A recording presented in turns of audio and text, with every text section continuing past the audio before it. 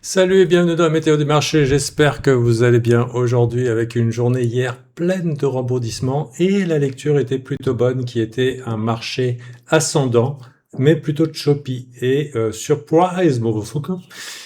Au bout de 4 jours de hausse, disons que l'écart se creuse si on regarde sur le Nasdaq.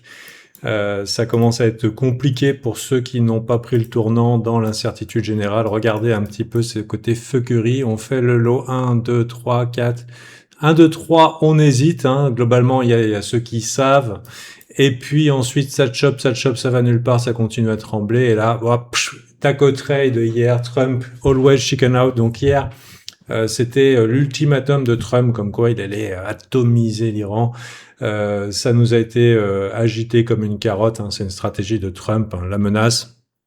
Et le taco trade, c'est quoi? C'est qu'il se couche, ou en tout cas, ça ne se passe pas comme selon les menaces, au moment T. Ça lui permet d'avoir du levier, ça lui permet d'avoir du levier sur les marchés, ça lui permet d'avoir du levier dans les négociations. Si vous regardez son livre The Art of the Deal, vous verrez que c'est sa manière de faire, toujours très exagéré, avec une gestion du risque. Bon, là, il est pas trop, il s'était tendu du slip quand même, mais ça s'est résolu par une surprise quasiment à quelques minutes de la fin du marché, comme par hasard, on va dire, quand les gens se sont endormis et qu'ont finalement peut-être renoncé à trader la session. Donc, qu'est-ce qu'on fait dans ces cas-là? Où va l'argent? Bon, regardons un petit peu que dit l'alpha terminal. Du coup, on a le rallye du c'est le feu, on a une... Alors ça, c'est très intéressant. Quand l'intelligence artificielle vous dit des choses comme ça, mais ça ne colle pas à la réalité. Les méga cap tech subissent une pression persistante avec Microsoft, moins 23%, et Apple sous pression de retard, voilà, alors que c'est énergie, performe et tout. Donc là, on est typiquement... Il faut savoir que l'intelligence artificielle, si vous lui demandez de faire des analyses, on est typiquement sur quelque chose, c'est du foin à public synthétisé. Donc faites attention quand vous demandez à votre intelligence artificielle une analyse sur les news, il faut avoir l'expérience de savoir que elle est en train de vous servir ce que les milliardaires ont payé pour mettre dans les médias globalement. Et au bout d'un moment, quand ce narratif ne colle pas avec la réalité, puisque il y a un petit décalage, par exemple Microsoft qui est clairement en train de reverse. Donc t'as Microsoft qui est en train de reverse. Il y a eu une rotation. On avait Full Energy et les Magnificent Seven qui étaient en train d'être niqués. Et là, on se retrouve avec quoi? On se retrouve avec un méga gap. Microsoft qui est en train globalement de s'éloigner de son bottom, alors que normalement plutôt pas. Et pareil, Google. Ouais, bah tu te dis, ouais, bah les big cap et tout, bah c'est pas chouette. Sauf que dans pas longtemps, on est à la TH. Dans pas longtemps, on est à la TH. 1, 2, 3 et tout, on reverse. Quelque chose de relativement fabuleux. Il reste pas grand chose de ce mouvement baissier par rapport au high. On est allé jusqu'à moins 22%. Et maintenant, il nous reste seulement 7% à remonter. Par contre, il faut noter qu'il y a quand même un nota bene. Tesla reste encore dégueulasse. Il reste encore dégueulasse. Alors oui, il est en train de repartir, mais si on considère le saignement, le changement de structure, pour vous, les traders crypto, personnellement, le graphe de Tesla me fait penser un petit peu à Ethereum avant qu'il coince beaucoup de gens sur les highs, c'est-à-dire un méga range depuis 2021, avec ici des tentatives, mais la partie intéressante à acheter, ça reste la partie basse. Bien sûr, ce sont des stocks qui sont privilégiés, des actions qui sont privilégiées et qui trouvent toujours acheteurs du côté des gros sous, mais le graphique, c'est le graphique. Et je fais référence, par exemple, à ce graphe qu'on avait identifié depuis longtemps chez Alpha Team. Regardez, ça va ici. Et finalement, le point bas, c'est la zone d'accumulation intéressante. Et entre les deux, Nothing Burger Market. Et pareil pour Tesla, petite tag des 500 psychologiques, tout le monde est rassuré, mais au final, on réintègre un range qui est peut-être un range de maintenant 5 ans. Donc ici, c'est pas très joli Tesla, même si on a un rebond. Maintenant, je vais pas vous dissuader d'acheter. Si vous voulez juste acheter sur une bougie verte weekly, bah soit. Mais il faut faire attention, on a quelque chose qui dégonfle. Autre chose qui a été assez surprenant hier, mais le rebond, disons, a potentiellement ravalé, c'est que après la bougie daily magnifique de Apple, il y a eu une grosse punition. C'était une grosse punition pendant la session. Intéressant ici, intéressant ici. Donc, bien sûr, étant ravalé, bah, les bad feelings, ils sont gone, hein, tout va bien, on revient en mode tout va bien, Apple n'a pas cassé sa structure, et il a l'air d'avoir tenu son bottom après 1, 2, 3 tests ici en daily, 1, 2, 3 tests ici en daily, encore hier, avec une entrée optimale pour les acheteurs de range. Bravo à eux. Donc, il y a du jus qui revient, il y a de l'argent, il y a des gros sous qui reviennent dans les stonks. Allons vérifier si c'est vrai. Allons regarder. Pour ce qui est de la technologie, Meta Lite, bon ça c'est bien parce que j'ai un long dessus, Avgo, grand gagnant, Nvidia, c'est encore hésitant du côté de Nvidia. Regardez, il y a beaucoup de hedge sur Nvidia, il y a beaucoup de gens qui sont encore en mode défensif. Qu'est-ce qui se passe dans ce graphique? On peut se poser la question. Et pourtant, on est totalement revenu en plein cœur du range. Ça se trouve, est-ce que c'est un short squeeze qui peut s'organiser ici? Mais même si on a cassé la structure, on avait cassé la structure weekly, eh ben, elle a l'air vraiment horizontale. On est revenu dans la phase, rien du tout consolidation. Rien du tout consolidation, il n'y a rien à dire sur Nvidia ici. Je regarde un petit peu qu'est-ce qui pourrait m'intéresser. Mais regardez quand même les gros sous quand même. Intel, Microsoft, voilà, il y a quand même de l'argent qui rentre et on va regarder un peu ici dans les communications services. Meta, gros sous, Google, gros sous aussi. Donc voilà, c'est parti, on est en mode risk on, pour combien de temps on le verra. Petite nota bene mindset, on va parler du Bitcoin. Bitcoin a bénéficié aussi du rallye, et c'est un rallye qui a eu lieu en particulier en spot.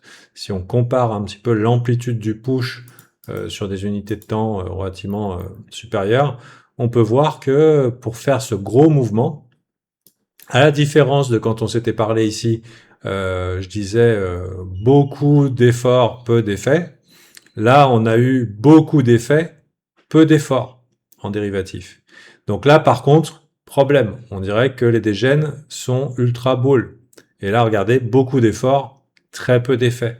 Attention, la crypto est optimisée pour niquer les gens. Elle est optimisée probablement par des algos, bon, normal, mais probablement aussi assisté par IA, pour aller niquer tous ceux qui sont trop longs ou trop short. Et malheureusement, ici, bon, les open interest, si ça break, ça peut être un break explosif. Mais si c'est juste la fuckerie habituelle, probablement que ceux qui sont en train de partir trop gros sur ce move horizontal risquent de se faire punir, au moins avec des mèches. Au moins avec des mèches. Donc voilà, hier du coup, le rallye était un rallye qui était plutôt spot. Plutôt spot. CVT spot, regardez, c'est monté. Donc peu d'efforts en dérivatif, mais quand même pas mal d'efforts en spot.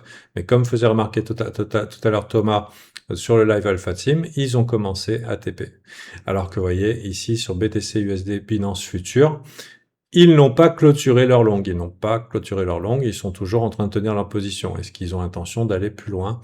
Et ici pour Coinbase, ça ne TP pas. Donc c'est plutôt sur le spot agrégé que ça TP. J'aimerais regarder sur que fait OKEx. Je vous ai parlé de OKEx Smart Money. OKEx est toujours en train d'ajouter aux positions. Donc pour l'instant, on dirait que ce rallye a potentiellement des jambes sur BTC, du moins si tout se passe bien. Qu'est-ce qu'on pourrait regarder sur l'Alpha Terminal? Attention, CPI vendredi, si vous ne regardez pas la météo tous les jours, CPI vendredi, volatilité attendue. Un élément qu'on n'avait pas fait gaffe, c'est la transition de Powell qui est normalement arrivée au mois de mai. A priori, le mec qui avait été nommé par Trump, Kevin Warsh, pour pouvoir le remplacer, il a des embrouilles, donc c'est pas sûr que ça switch, en sachant que Trump aimerait bien que ça soit ce mec-là, parce que il fait plus les trucs qu'il aime bien. Donc relief rally, très sympa. Tarif douanier, on va ignorer. Choc pétrolier, donc au niveau des secteurs, si on fait des analyses, si on regarde partout, ça a tendance à nous dire que le top du top, c'est l'énergie. Mais en fait, c'est déjà trop tard. Enfin, c'est déjà trop tard. Faites attention, ne faites pas comme le silver à acheter le top. Regardez un petit peu la chute hier envisagée dans le live, enfin dans la météo des marchés. On s'est quitté hier dans la météo des marchés. Regardez, surprise, motherfucker. Je vous parlais d'un range potentiel, ça n'avait pas marché ici, mais je l'avais étendu à ici, et globalement, une sacrée fessée. Alors bien sûr, mais comment pouvait-il savoir? C'est le hasard et c'est la chance, les marchés, des fois, font leur truc de marché, et les résolutions ne sont que des excuses. Voilà, on peut dire les choses comme ça. Donc maintenant, on se retrouve avec un pétrole qui reste encore volatile. Si vous êtes des traders, ça peut être intéressant à trade. Faites très attention parce que la volatilité est grande et du coup, il faut quand même gérer vos stops, gérer vos risques sur la chose. Ça ne va pas cramer un compte sur des petits mouvements extrêmement impulsifs. Mais si sur des périodes de temps suffisantes, vous avez quelque chose d'unidirectionnel, c'est des trades qui sont relativement faciles à prendre. Voilà, il faut juste pas se faire prendre dans le côté choppy de la chose.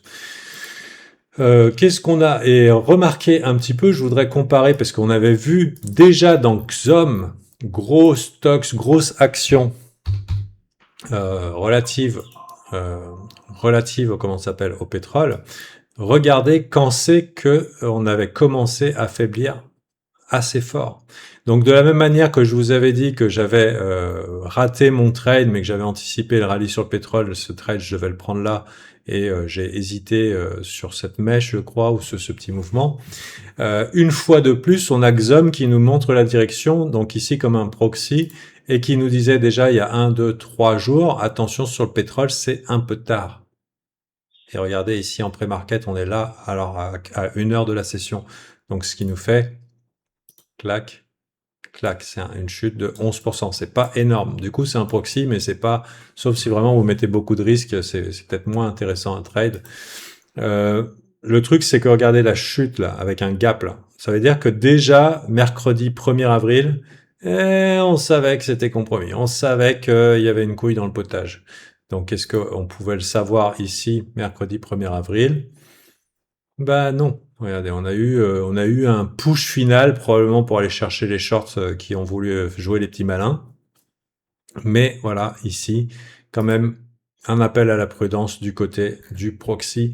Ça pourra vous servir éventuellement pour plus tard. En tout cas, personnellement, c'est le genre de choses où je suis attentif. On peut faire attention aussi à MicroStrategy. Va-t-il bénéficier du rallye sur le Bitcoin?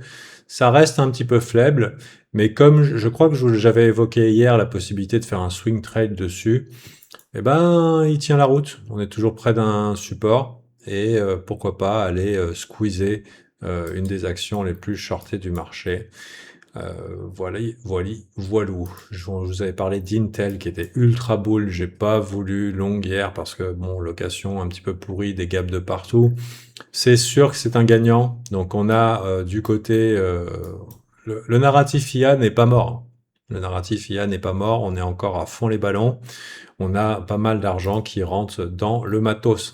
AMD peut-être plus safe à rentrer que Intel. Intel, ça va, à mon avis, ça va continuer, mais on est quand même sur une zone de résistance, ça peut découper. Donc peut-être essayer peut-être de rentrer sur un dip, un truc du genre 0,382, 0,5. On va voir jusqu'où ça va. Ça, il y a un chiffre rond psycho. Allez, à 50, si j'ai une consolidation par là.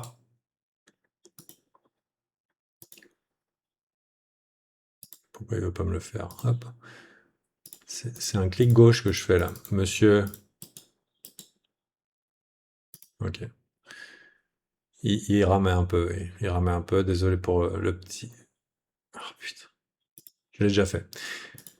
Du coup, il y a ça, mais celui que je vous disais, AMD, il y a plus de marge d'ici la résistance. Donc ça peut être intéressant éventuellement si vous voulez faire un play semi-conducteur, dire ok, AMD, il y a plus de marge. Il avait une sale tête et il a complètement reverse et finalement, au lieu de nous faire un macro top, il nous a fait un range particulièrement bien dessiné. Donc bien sûr, pourquoi pas aller voir en haut et plus si affinité, si le narratif suit, bien sûr. Donc on est toujours dans le matériel. Attention Palantir, je crois avoir vu des trucs qui me plaisaient pas, non pas au niveau du graphe, mais au niveau des actions, des options. Donc on va vérifier un petit peu ce qui se passe. Est-ce que c'était des gens qui étaient en train de se hedge? Donc là, parce que là on va à la hausse. Le graphe est joli, hein. On va à la hausse, mais est-ce que hier il y avait quelque chose, un doute? Pendant la session, ouais, il y avait quand même beaucoup de hedge, un peu d'acheteurs, mais beaucoup de vendeurs. Donc, je serais un petit peu moins confiant avec celui-là. Je serais un peu moins confiant avec celui-là. Si c'est quelque chose qui vous intéresse, j'ai pas pris le trade ici. Des fois, je mets l'outil risque-récompense pour quand je vais dessus. Ça me donne une idée. Donc, voilà. Bah, écoutez, les sous qui rentrent, on va dire, on est content. On en voudrait plus, hein, c'est ce que j'avais demandé à Alf ce matin. Je lui ai dit, j'en ai marre. Enfin, j'ai 5 longues et puis ça me suffit pas. Et pas assez, ça rentrait pas assez. Donc je disais, je suis allé voir le coach IA et je lui dis, écoute, je gagne pas assez sur ce rebond, traité de paix surprise. J'avais tenté des trades, j'ai quand même 5 longues, mais avec la taille du rebond NQ, je suis déçu de pas avoir plus de positions. Et donc, il me parle de FOMO. Hein, il dit c'est la FOMO classique qui suit les grands mouvements. J'ai trouvé que c'était assez pertinent et je voudrais en parler avec vous. Le truc, c'est le truc suivant. Il y a deux choses qui peuvent être en train de se passer. Ce mouvement a surpris beaucoup de gens. J'ai de la chance de pouvoir faire partie de ceux qui ont été longs pendant cette période-là.